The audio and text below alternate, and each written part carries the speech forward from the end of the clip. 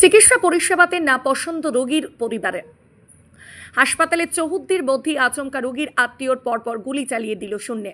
রোমহর্ষক ঘটনা ঘটল দুর্গাপুরের বিজনের শোভাপুরের কাছে বেসরকারি এক হাসপাতালে। শুক্রবার রাতে উত্তেজনা ছড়ালো দুর্গাপুরে। পুলিশ 4 জনকে গ্রেফতার করল এই ঘটনায়। প্রত্যক্ষদর্শীদের দাবি 3 রাউন্ড গুলি চলেছে। হতেই পারত বড় দুর্ঘটনা। ঘটনার সূত্রপাত শুক্রবার সকাল থেকে। বাসুদেব পাল নামে দুর্গাপুরের কোকোবেন থানার অন্তর্গত জঙ্গতপুর এলাকার এক বাসিন্দা মোটর বাইক থেকে পড়ে গিয়ে জখম হন।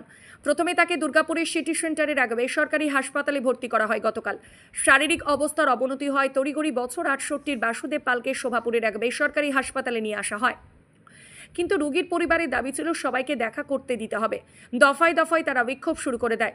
শেষে শুক্রবার রাত্রি 10:30 নাগাদ পুলিশ ঘটনাস্থলে পৌঁছে রোগীর আত্মীয়দের বোঝানোর চেষ্টা করে। অভিযোগ, আচমকায় রোগীর আত্মীয়দের একজন হাসপাতালে চৌহদ্দির মধ্যে শূন্যে 2 রাউন্ড গুলি চালিয়ে দেয়। প্রত্যক্ষদর্শীদের দাবি গুলি চলেছে 3 রাউন্ড। এক পুলিশকর্মীর গায়েও হাত দেয় অভিযুক্তরা।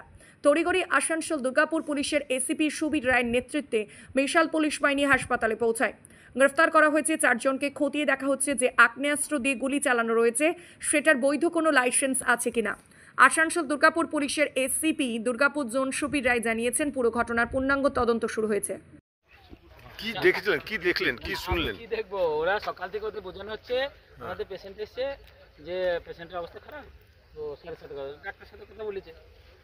আমি ম্যানেজমেন্ট কেউ না, আমার করি না না, তারপরে এই যে কি দেখলেন ঘটনায় যে ওরা হঠাৎ করে এরকম গুলি চালিয়ে দিল? আমি জানি না, আমি কি করে বলবো, আমি তো ভিড়ের মধ্যে ছিলাম। ম্যানেজমেন্টের লোক আছে, ওনাদের সাথে কথা বলুন না।